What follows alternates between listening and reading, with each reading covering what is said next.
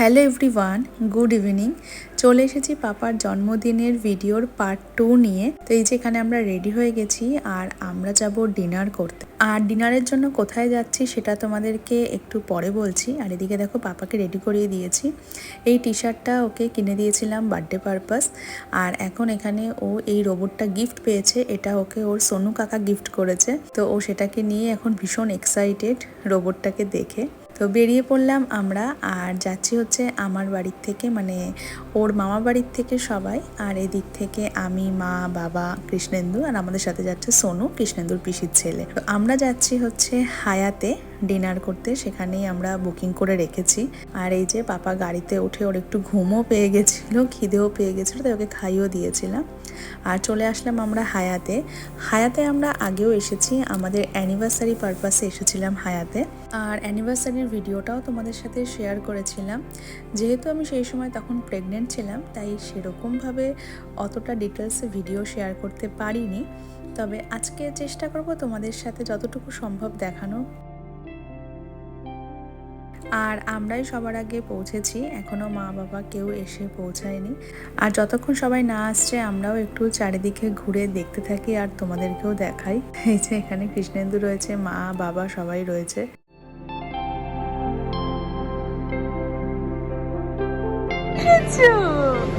তুমি কোথায় এসেছো পাপা? তুমি বার্থডে ট্রিট দিতে এসেছো সবাইকে? হ্যাঁ হ্যাঁ হ্যাঁ, দেখো সাবধান, দেখো।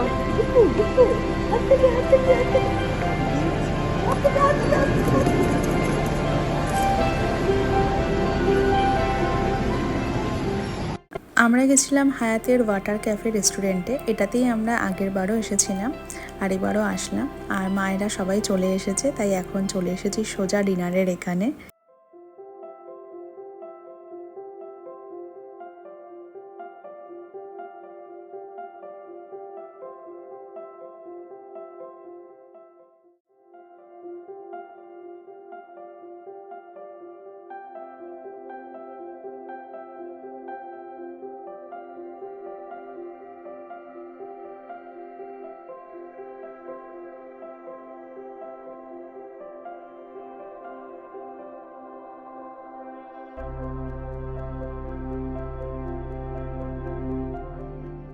ফাইনালি কুশের নিনি চলে এসেছে। তোমরা আগের দিনের ভিডিওতে কেউ রিমাকে দেখতে পাওনি, কারণ রিমা তখন ছিল না, ও ভিডিও কলেই পুরোটা দেখেছে। আর এই যে এখানেও বনু কেক নিয়ে চলে এসেছে। এই কেকটা এসেছে ওর মামা বাড়ির তরফ থেকে। তো এটা মিনি আর নিনি, মানে রিমা আর বনু মিলেই এই কেকটা ডিসাইড করেছে, আর ওরা এই কেকটা নিয়ে এসেছে। তো দেখো যথারীতি পাপা তো কেক দেখে ভীষণ খুশি, কারণ তোমরা কালকের থেকেই ভিডিওতে দেখেছো যে ও কেক দেখে ঠিক কতটা এক্সাইটেড হয়ে যায়। আর যেহেতু হায়াতে আগের থেকেই বলা ছিল, তাই জন্য ওরাও একটা বার্থডে কেকের অ্যারেঞ্জমেন্ট করেছিল। আর এই যে এখানে সে কেকটাও দিয়ে দিয়েছে। আর পাপা তো কোনো রকমভাবেই নিজেকে কন্ট্রোল করতে পারছিল না, মানে ও ছবি কি তুলবে। প্রত্যেকটা ভিডিওতে তোমরা খেয়াল করলে দেখতে পারবে ওর চোখ কিন্তু কেকের দিকেই ছিল, মানে ও কতক্ষণে কেকটাকে কাটবে ও শুধু সেটাই ভাবছিল। ও কোনোভাবেই ছবি তুলতে চাইছিল না। আমরা যে একটু ছবি তুলবো বা ভিডিও করব, সুযোগটাও আমাদেরকে দিচ্ছিল না। দেখো ও কিন্তু এক্সাইটেড কেক কাটা নিয়েও, আরও অলরেডি কেকটাকে কাটার বেশ অনেকটা চেষ্টা করেছে।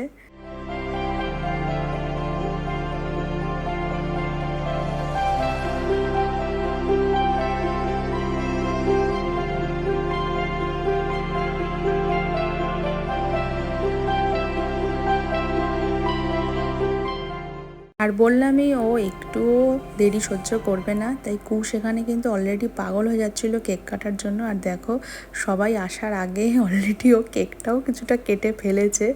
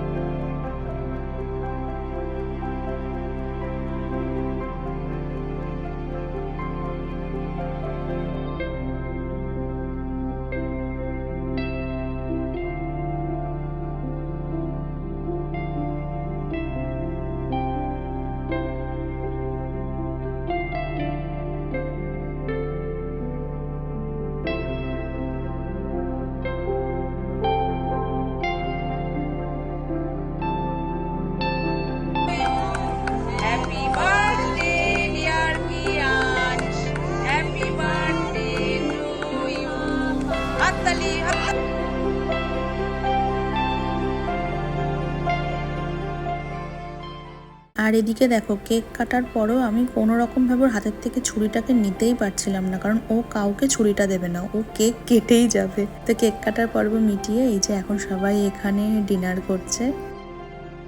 আর এখন সবাই খাওয়া দাওয়া করতে বসলেও রিমার মনে একটাই দুঃখ যে ওর এখনো কোনো ভালো ফটো ওঠেনি।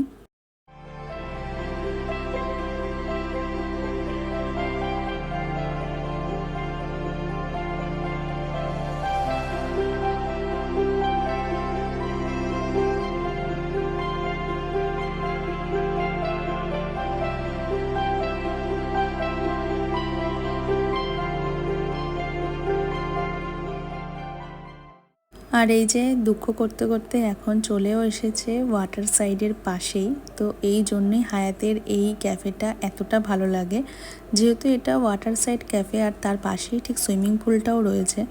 আর এটার জন্যই না রাত্রিবেলা বলো বা দিনের বেলায় দেখতে ভীষণ ভালো লাগে, আর সবাই খুব এই অ্যাটমসফিয়ারটা এনজয়ও করেছে। আর তোমাদের সাথেও একটু ছোট্ট করে শেয়ার করে দিলাম।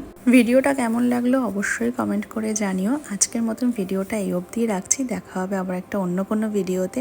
তোমরা অনেকেই আমাকে বলো রেগুলার ভিডিও দিতে, তো চেষ্টা করব এখন থেকে যতটা সম্ভব ভিডিও তোমাদের সাথে শেয়ার করার। আর হ্যাঁ, পাপার অন্নপ্রাশনের ভিডিওটাও আসবে খুব শিগগিরই, যেহেতু একটু লেন্দি ভিডিও তাই সময় লাগছে।